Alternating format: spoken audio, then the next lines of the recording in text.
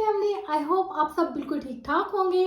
तो जनाब, ये है हमारी वीडियो नंबर 4 या पार्ट नंबर 4, जो कि हम लोगों ने एक सीरीज स्टार्ट की है, how we can successfully apply for a fully funded PhD scholarship in UK.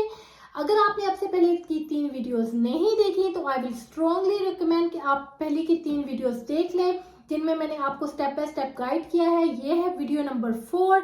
जब आप 3 वीडियोस देख कर आएंगे तो आपको वीडियो नंबर 4 की बहुत अच्छी तरह से समझ आ जाएगी।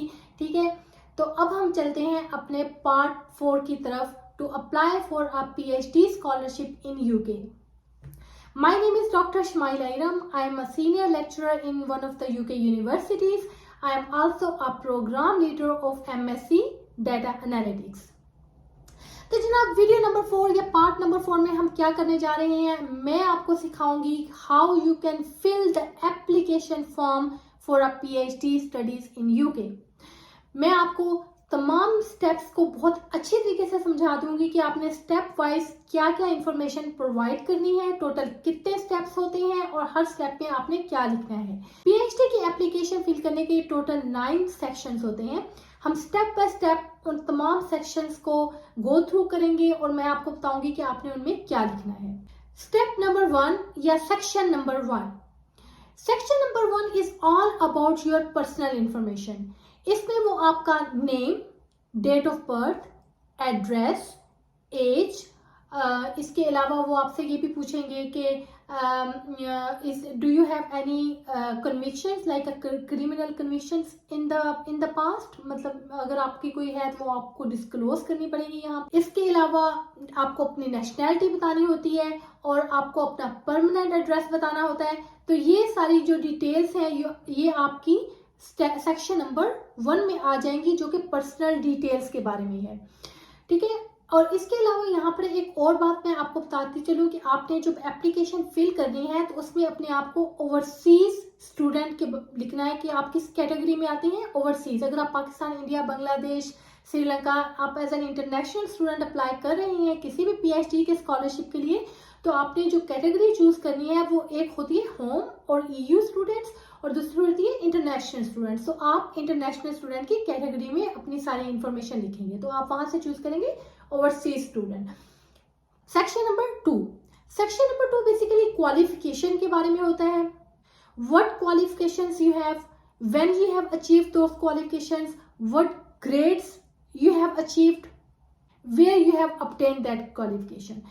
कुछ एप्लीकेशंस के अंदर जो क्वालिफिकेशन है और जो एजुकेशन है वो सेपरेट सेक्शंस होते हैं, लेकिन कुछ एप्लीकेशंस में वो सेम कॉलम होते हैं। अगर आपका सेपरेट कॉलम है तो आप क्वालिफिकेशन में सिंपल आप अपनी क्वालिफिकेशन के बारे में बता दीजिएगा, और जब वो एजुकेशन वाले कॉलम में आएंगे तो हो सकता है वो आपसे थोड़ी सी ज्यादा इंफॉर्मेशन मांगे, जैसा कि आपने फुल टाइम अपनी डिग्री कंप्लीट की या आपने पार्ट टाइम डिग्री कंप्लीट की, कहाँ से की, कितने ग्रेड्स आए, डिस्टिंक्शन आई, या मतलब आपका पासिंग मार्क्स है, इस तरह की सारी इंफॉर्मेशन जो है वो आपको प्रोवाइड करनी होगी। तो सब कुछ जो यूनिवर्सिटीज हैं वो क्वालिफिकेशन एंड एजुकेशन का सेपरेट सेक्शन लगा देती हैं, लेकिन कुछ जो है वो सेम एक ही सेक्शन होता है।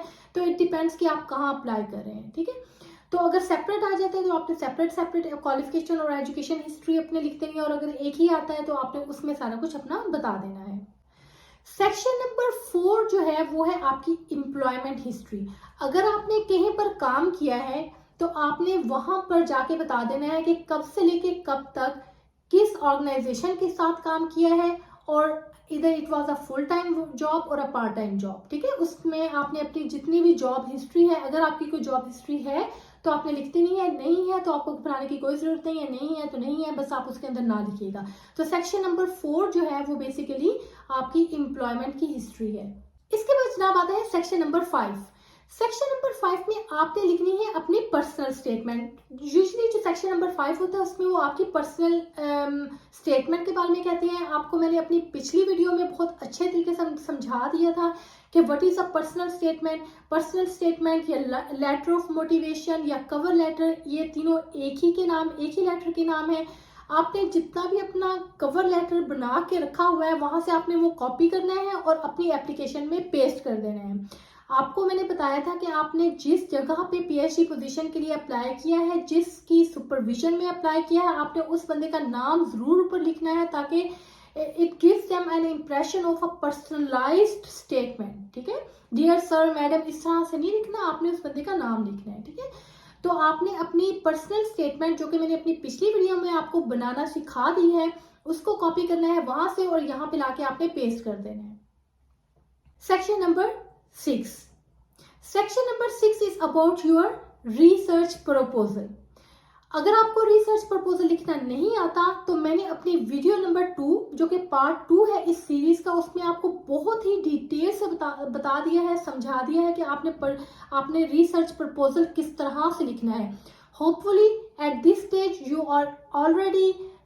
Already have a research proposal written somewhere. आपने उसको करना है कॉपी वहां से और यहाँ पे लाके पेस्ट कर देना है। ठीक है, जब आपने पर्सनल स्टेटमेंट भी लिख दी और आपने उसके बाद रिसर्च प्रपोजल भी लिख दिया, उसके बाद आता है सेक्शन नंबर 7।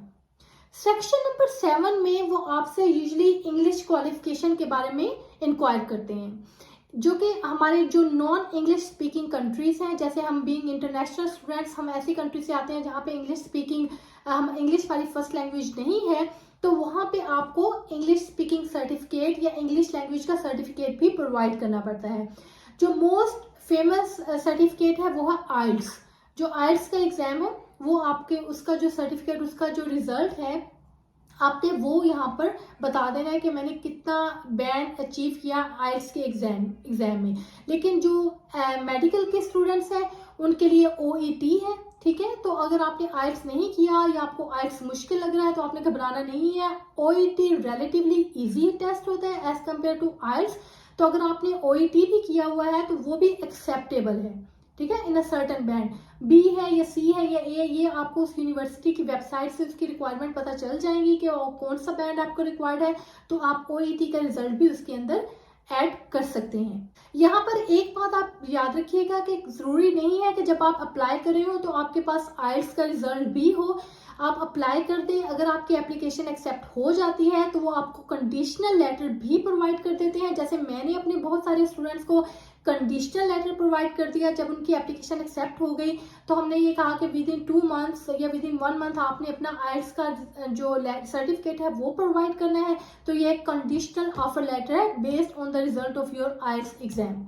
तो अगर आपका आइल्स नहीं भी है फिर भी आप अपनी एप्लीकेशन सबमिट कर दें। अब आ जाते हैं जनाब हम अपने सेक्शन नंबर 8 की तरफ। Section number 8 is also very important which is about references. वो आपसे एटलीस्ट 2 रेफरेंसेस मांगते हैं। तो वो जो 2 रेफरेंसेस हैं वो आपकी किसी एकेडमिक कैरियर के भी हो सकते हैं, जैसे आपके कोई प्रोफेसर हैं जिनसे आपने डिग्री कंप्लीट की है, या कोई लेक्चरर है उनका भी हो सकता है, या फिर आप जहां पर रिसेंटली एम्प्लॉयड होंगे, आपकी ऑर्गेनाइजेशन जहां पर आपने काम किया हुआ होगा वहां का भी हो सकता है। ठीक है, तो आपको 2 अच्छे से रेफरेंसेस भी उसके अंदर ऐड करने हैं। अगर वो आपके बारे में फर्दर इंक्वायर करना चाहें तो वो यहाँ पे यूके में references are given a big importance. ठीक है, तो यहाँ पे जो है ना, जब आपको अगर एडमिशन मिल भी जाता है तो जो हमारा एडमिशन का जो डिपार्टमेंट है they always send a letter to the person whose information और the contact information you have given into the application.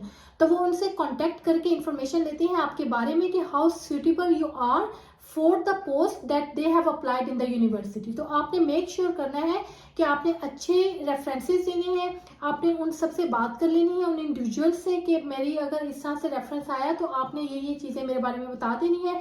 जितना आपका स्ट्रॉन्ग रेफरेंस होगा उतनी ही चांसेस हैं कि आपको इंशाल्लाह ताला एडमिशन मिल जाएगा और आपको स्कॉलरशिप भी मिल जाएगा। चलिए जनाब आ जाते हैं लास्ट सेक्शन की तरफ जो कि है डॉक्यूमेंट्स। सेक्शन नंबर 9 है डॉक्यूमेंट्स। आपको एट द एंड ये अपॉर्चुनिटी दी जाती है कि अगर कोई एप्लीकेशन आपने सबमिट करनी है, अगर कोई डॉक्यूमेंट आपने अपनी एप्लीकेशन के साथ सबमिट करना है that you think can have a very positive impact on your application, तो आप उसको साथ अटैच कर सकते हैं। जैसे कि आपकी CV है, आपने कोई सर्टिफिकेट्स ली हुई हैं, समटाइम्स आपकी पासपोर्ट की कॉपी जो है वो भी आपको अटैच करने का कहा जाता है। ठीक है, तो जो एडिशनल डॉक्यूमेंट्स उन्होंने आपके मांगे हुए होते हैं आपके एजुकेशन के बारे में, आपके आइल्स का रिजल्ट, आपकी CV या कुछ और, वो आप एंड में उनकी वेबसाइट के ऊपर, उनके पोर्टल के ऊपर आप अपलोड कर देंगे और जनाब आप अपनी एप्लीकेशन को सबमिट कर देंगे। और जब आपकी एप्लीकेशन सबमिट हो जाएगी तो आपको नोटिफिकेशन आ जाएगा कि thank you for submitting your application for the PhD position या for any position that you have applied for. तो उसके बाद जो है वो आपको, अगर आपकी एप्लीकेशन रिव्यू होने के बाद सक्सेसफुल होती है, then they will get back to you for the interview. अब इंटरव्यू की तैयारी आपको कैसे करवानी है, वो करवानी है मैंने आपको अपनी नेक्स्ट वीडियो में। जब आपको एक दफ़ा कॉल आ जाती है तो फिर आपको इंटरव्यू की तैयारी करनी है। इंटरव्यूज 2 टाइप्स के होते हैं PhD पोजीशन के लिए। मैंने आपको उन दोनों टाइप्स की बहुत अच्छी तरीके से तैयारी करवा देनी है। उसके लिए आपने देखनी है मेरी नेक्स्ट वीडियो। मैं अब आपसे मिलूंगी अपनी नेक्स्ट वीडियो में। आप अपना भी ख्याल रखिएगा, अपने इस चैनल का भी। मिलते हैं अगली वीडियो में। अल्लाह हाफिज।